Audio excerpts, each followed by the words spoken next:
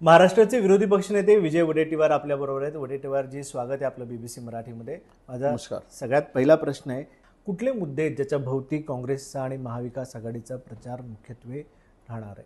शेतकऱ्यांच्या न्याय हक्कासाठी शेतकऱ्याला उत्तम दाम देणं हा आमचा मुख्य प्रश्न असणार आहे. त्याबरोबर महाराष्ट्रामध्ये बेरोजगारी प्रचंड वाढली, इन्व्हेस्टमेंट आली म्हणून बोमा मारत राहिलेत, खोटं बोलत राहिलेत, पण 5 लाख कोटीचे उद्योग महाराष्ट्राबाहेर गेलेत, तेही मॅक्झिमम गुजरातमध्ये गेले. आणि त्याच्या पलीकडे जाऊन महाराष्ट्रामध्ये या खोकेबाजांनी महाराष्ट्र पूर्ण विकून खाल्लेला आहे. हे महत्त्वाचे मुद्दे आहेत. आणि ज्या सरकारमध्ये छत्रपती शिवाजी महाराजांच्या पुतळा उभारणीमध्ये कमिशन खाल्लं जातं, यापेक्षा नतभ्रष्ट नालायक सरकार महाराष्ट्रात असू शकत नाही, हे सामान्य जनतेचं मत आहे.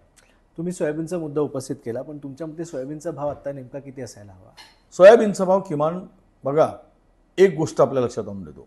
पाशा पटेल आणि देवेंद्र फडणवीसांनी दिंडी काढली, त्यावेळेस त्यांनी 2013 मध्ये सोयाबीनचा दर 6,500 मागितला.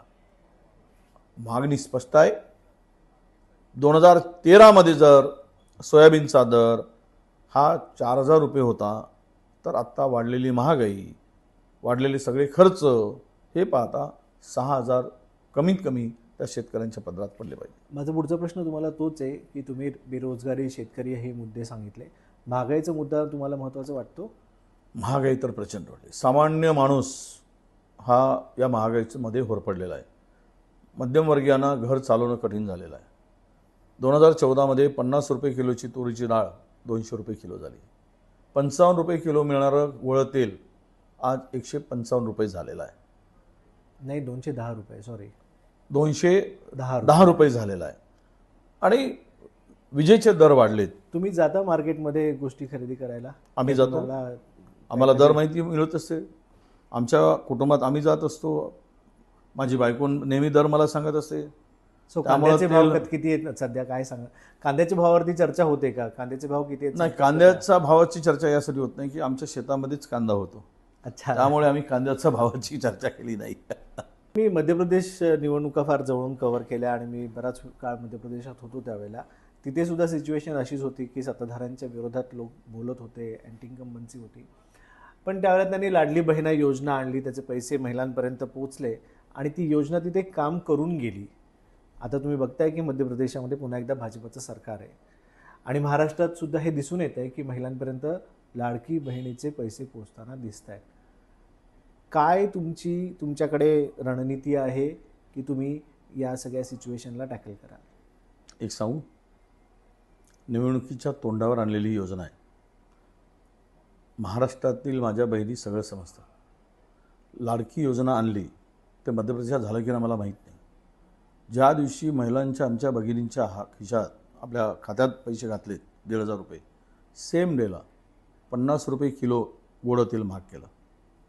ज्या दिवशी खात्यात पैसे पडलेत त्या दिवशी 50 रुपये त्या गोड्या तेलांचे महाग केले.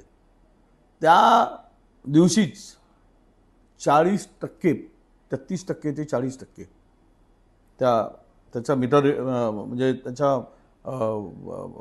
विजेच्या एकूण जे काही वीज तो वापरतो त्या वापरावर 33% ते 40% विजेचे दर महाग केले.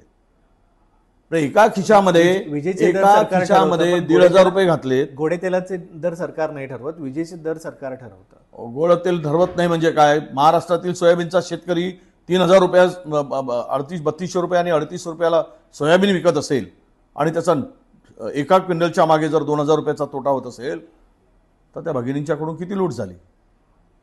आणि गोडं तेल ठरवत नाही तर गोडं तेलासाठी पॉलिसी नको? महाराष्ट्राला पाहिजेत. महाराष्ट्र नाहीतरी आता दरडोई उत्पन्नातही मागे गेला आहे. सकल उत्पन्नामध्ये महाराष्ट्राची घट झाली. पंतप्रधानांच्या आर्थिक सल्लागार परिषदेने माहिती दिली की महाराष्ट्र कुठे आहे, म्हणजेच महाराष्ट्राची अधोगती सुरू आहे. तर ते मिळवायसाठी पुन्हा या लोकांनी, मला असं वाटतं की स्पष्टपणे महाराष्ट्रामध्ये महागाईच्या वर कंट्रोल करण्याचं काम राज्य सरकारचं करू शकतात. ते दर केंद्र सरकार जरी ठरवत असतील तरी तुम्हाला या सगळ्यावर कंट्रोल तुम्ही करू शकता आणि ते सरकार करणार. आमचं सरकार आल्यावर आम्ही करू. एक मुद्दा किंवा एक फॅक्टर या निवडणुकीमध्ये फार महत्त्वाचा ठरताना आपल्याला दिसतोय तो म्हणजे मनोज जरांगे पाटील. अनेक नेत्यांची सध्या तिथे लाईन लागलेली आहे, सगळे नेते त्यांना जाऊन भेटतात आहेत. काँग्रेसचे नेते जाताना फार दिसत नाहीत की तुम्ही जाणार आहात का त्यांची भेट घ्यायला? नाही, असं आहे. मला वाटतं की या विषयावर आमचं उत्तर आम्ही दिलेलं आहे. आमचे नेते राहुलजींनी दिलेलं आहे.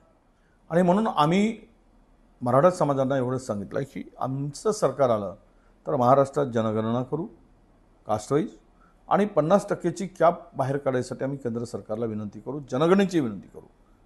ते जर झालं तर मराठा समाजाच्या लोकसंख्येनुसार त्यांचा अधिकार, त्यांच्या मागण्या, त्यांचं आरक्षण पूर्ण करणं अगदी सहज शक्य आहे. डोंट फील ऑफेंडेड, पण मुद्दा असा आहे की गेल्या काही वर्षांमध्ये पण महाराष्ट्रात बघितलं आहे की जो कोणी विरोधी पक्ष नेता होतो तो आयदर सत्ताधाऱ्यांबरोबर जातो किंवा सत्ताधारी पक्षामध्ये प्रवेश तरी करतो. तुम्हाला अशी कुठली ऑफर नाही आली का? त्यावर मी फार बोलणार नाही, पण मी माझ्या पक्षासाठी समर्पित आहे. मला आत्ताच आपल्या दिल्लीमध्ये भेटीमध्ये मॅडमची भेट झाली, तर त्यांनी गमतीने म्हटलं की सब जन भाग गए तो हमें लगा कि आप भी, पर हमें विश्वास था कि आप नहीं जाओगे, इसलिए आपके ऊपर जिम्मेदारी दी. मी नेहमी पक्षाला राखीव गडी दिसतो. कसं आहे की 19मध्ये विखे पाटील सोडून गेले आणि माझ्या वाटेला विरोधी पक्षनेता आला. आत्ता अजित पवार गेले आणि मी विरोधी पक्षनेता झालो. म्हणजे मी काँग्रेस पक्षाचा रिझर्व्ह फोर्स आहे असं म्हणायला हरकत नाही. तुम्ही शिवसेनेत काम केलेलं आहे आणि त्याच्यानंतर तुम्ही काँग्रेसमध्ये काम करताय. पण आता नंतर म्हणजे शिवसेना सोडून बराच काळ झालेला आहे आता, पण नंतर तुम्ही जेव्हा आता विरोधी पक्षनेता आहात किंवा एवढ्या मोठ्या पदावरती पोहोचलेले आहात, आता तुमचे उद्धव ठाकरेंबरोबर जेव्हा संबंध येतात त्या उद्धव ठाकरेंचं मत काय असतं तुमच्याबद्दल किंवा ते काय बोलत असतात? मला कधी गमतीनं म्हणतात, माझा शिवसैनिक होता, मोठा झाला आहे, मला वाटतं की एकदा माझ्याकडे यावं, असं गमतीनं म्हणतात. पण ते शक्य नाही आता. आणि मला वाटतं की आपण कसे वागतो त्यावर पुढचे व्यक्तात. खरं आहे. माझा एक शेवटचा प्रश्न आहे. आपण युजली म्हणतो की opposition leader is CM in making की opposition leader is PM in making. ह्या इलेक्शन नंतर वडेट्टीवार स्वतःला कुठे बघतात? वडेट्टीवार हा काम करणारा कार्यकर्ता आहे. पक्ष देईल ती जबाबदारी उचलून काम करायचं. पक्ष संकटात असलं तर पक्षांनी संकटाच्या वेळेस, पक्ष फुटताना, पक्षातील लोक जाताना मला पक्षाने जबाबदारी दिली, हा विश्वास आहे. तो विश्वास कायम टिकवण्यासाठी जे देतील ते घ्यायचं, नाही दिलं तरी शांत बसायचं. हे BBC बरोबर सांगतोय मी. नोट करा.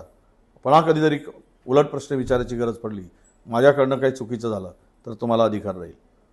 नाही दिलं तरी मी आहे तिथेच राहील. मला खूप प्रलोभन आले, तुम्ही विचारला होतात, पण मी डगमगलो नाही. शेवट आनंद आहे.